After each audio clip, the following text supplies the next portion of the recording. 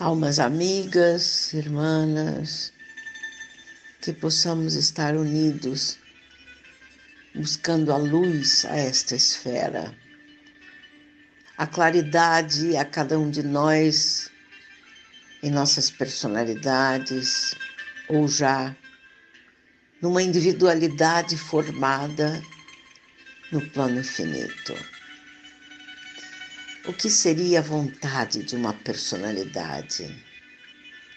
Estranho não dizer a vontade de uma personalidade, de um ser, de um espírito. Quando todos veem a reencarnação, em sua grande maioria, por vontade própria, não é? Ou mesmo, talvez, numa não concordância de todos aqueles delineamentos propostos pelas equipes espirituais, mas eu diria que todos conscientes do que precisarão e deverão passar, não é assim? Bem, então quando eu digo vontade de uma personalidade, refiro-me tanto àquela personalidade externada em planos espirituais, quanto a esta que se apresenta hoje em vocês, tentando recuperar-se todas das suas negligências, das suas teimosias, rebeldias, ou mesmo das indiferenças e descasos. Tudo isso em relação à própria vida e à sistemática que vai precisar encetar, não é? Bom, não nos esqueçamos, irmãos, da livre escolha, do livre arbítrio, antes de todos surgirem no seio materno, ou antes de se sentirem pressionadas ao renascimento da carne, quando em plano espiritual. Eu digo livre arbitragem em consciência. É algo nitidamente elucidado pelos construtores e especialistas dos centros de alta tecnologia instrumental da matéria fluídica que compõe os corpos. Logicamente, fora desta dimensão densa que a maioria dos irmãos hoje vivenciam. Então, esta livre arbitragem, na verdade, este real posicionamento do espírito, ele não consegue negar, digamos assim, as suas condições morais, éticas, humâneas, fisiológicas. Ele não consegue negar a sua própria identificação na escala de evolução das naturezas universais. Não.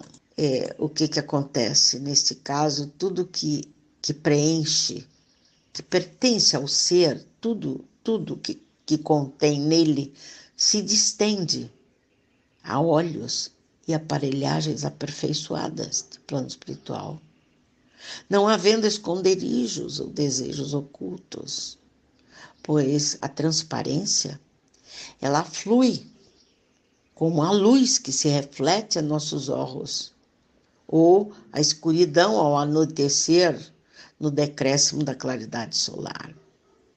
Tudo se reflete do espírito, tudo se modula em expressões perispiríticas e fisionômicas, ultrapassando, sim, as deliberadas máscaras, entre aspas. Máscaras estas que geralmente são usadas no percurso do viver atual, denso, numa modelagem que visa a uma manipulação da materialidade, do caráter, como dos interesses ocultos. E, realmente, sobremaneira, são ilícitos ou até oportunistas, não é verdade? Isso acontece, sim, muito, em grandes percentuais na esfera.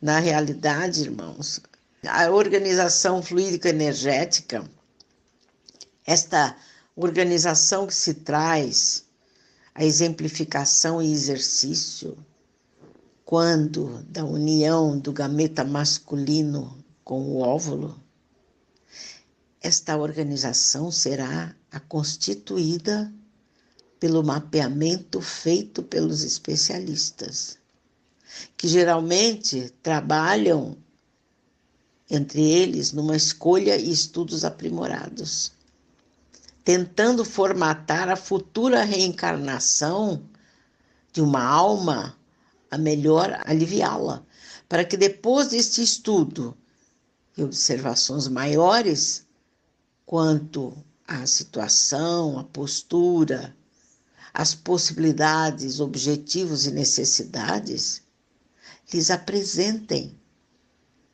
as propostas a beneficiar-lhes e confortar-lhes, como também a lhes trazer possibilidades de alívio e esperança, principalmente no encontro com elas mesmas e com as demais almas, aquelas que irão fazer parte desse grandioso projeto que Deus nos concede a cada instante de renovação e crescimento.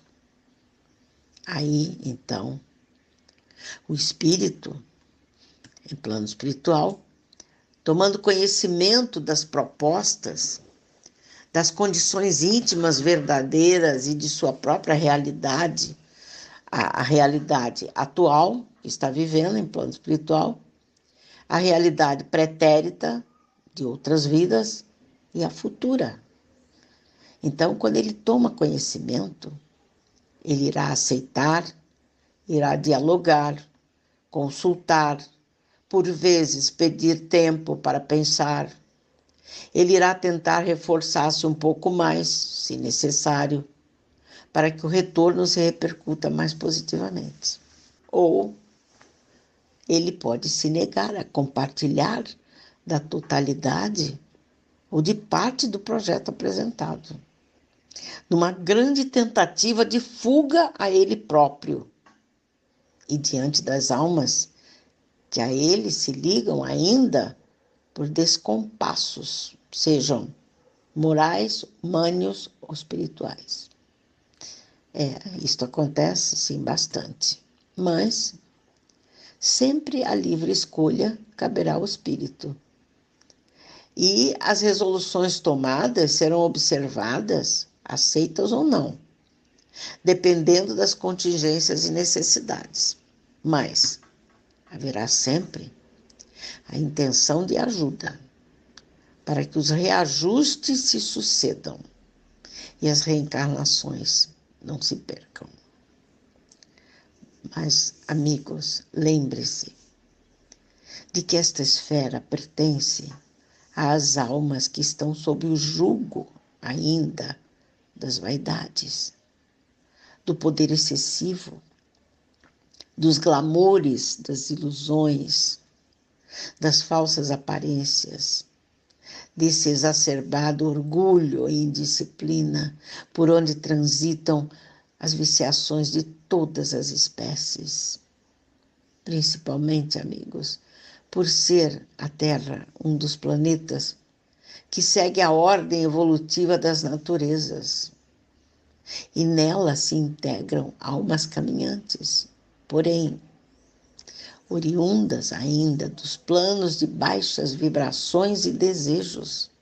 Portanto, em grande alinhamento de rudezas, de primarismos, indisciplinas e distúrbios mentais.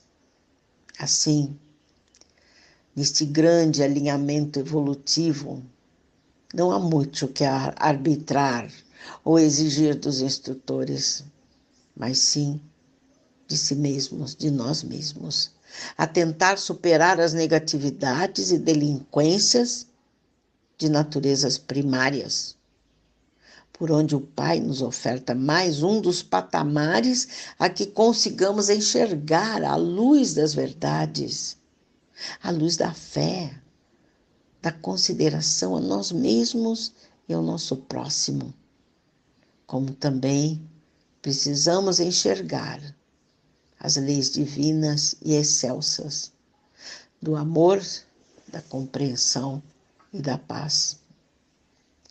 Esta livre vontade, esta livre arbitragem, ela deverá ser considerada hoje, amigos, pelas almas encarnadas, por aquelas que estudam a ciência espiritual e as suas dinâmicas. Ela precisa ser considerada como uma fonte de águas puras, a nos libertar das ociosidades espirituais, dos regramentos e de posturas pequeninas. Irmãos, todos que já estamos no estado de consciência, de razão e discernimento, nós precisamos entender a importância das escolhas feitas, mesmo que os sacrifícios e sofrimentos nos onerem ou maculem. Porém, sabendo, amigos, e entendendo que será a medicação certa a nos ajudar a nos livrarmos das grandes chagas e dificuldades que nos estão obliterando a visão e a própria caminhada espiritual. Exatamente. Se as almas, diante dos seus próprios mapeamentos kármicos, conseguirem adaptar-se e aceitar o retorno em bases positivas, não importando os reveses, mas sabendo que serão instantes decisivos a ultrapassarem a si próprias e a seus erros de pretéritos, aí sim, elas se sentirão mais fortemente alicerçadas, quando, na consciência atual, as dificuldades lhe surgirem, ou os edemas lhe retorcerem o físico ou o emocional. Por quê? Porque terão dentro de si mesmas uma forte certeza de que existem nesses dispositivos que lhes impõem modificações, existem objetivos maiores, intenções superiores e necessárias. Então, tenho certeza, vão ganhar força e vontade a seguirem em frente no percurso atual de vida. Estarão aí, nesses instantes, a nova escolha, nesses momentos, confirmando as propostas de planos espirituais. Mesmo o espírito não sabendo o que foi acordado e estabelecido antes desta sua nova encarnação. Mas algo dentro dele surgirá com mais firmeza e convicção de que o percurso está certo e precisará ser percorrido.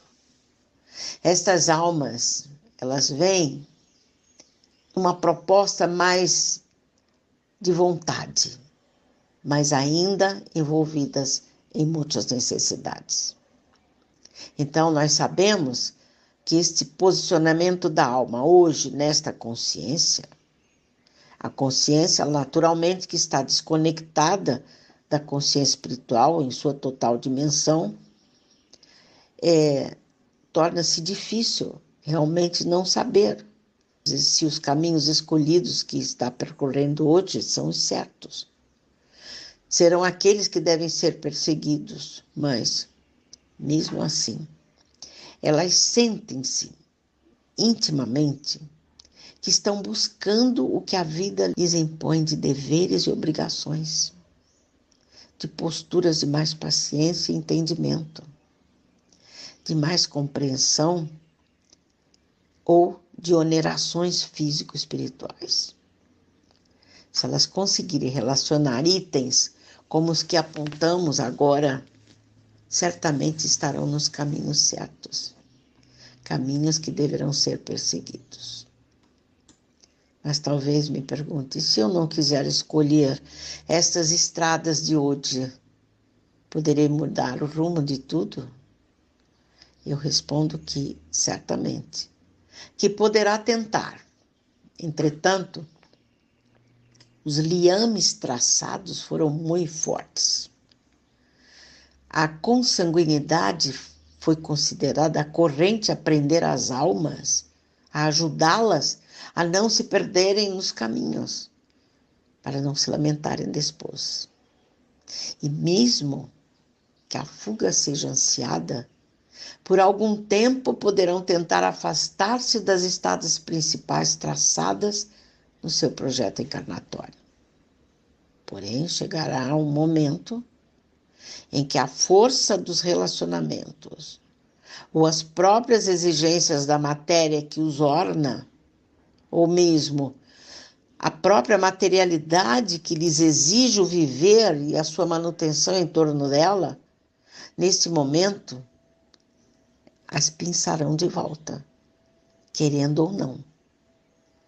Voltarão às estradas principais, pois a livre arbitragem mais consciente e necessária, ponderada e entendida, foi a de plano espiritual.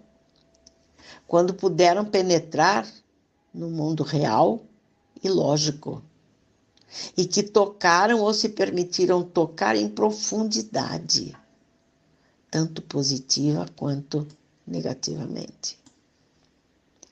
Irmãos, contarão todos os amigos com almas irmãs e participantes do seu processo kármico a seus lados, que vão lhes impulsionar a realizar o melhor, mesmo que este melhor não seja em totalidade. Porém, vão ajudá-los a perseguir seus propósitos reais.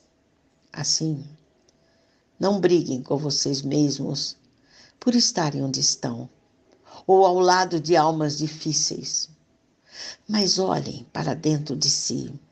Vejam se vocês é que não são os espíritos endurecidos, teimosos, orgulhosos ou ambiciosos, ou mesmo aqueles que se trazem sobre grandes remorsos ou desconsolos, a gritar que querem fugir do cutelo atual, para não se sentirem desprovidos de suas vaidades, mandos e indisciplinas. Creiam, queridos irmãos, na beleza deste processo de aprendizado e renovação, em que a reencarnação e as suas respectivas ofertas disponibilizam as naturezas a poderem exalar os graus de amor, de paz e das verdades, que Jesus também nos exemplificou em sua missão na esfera.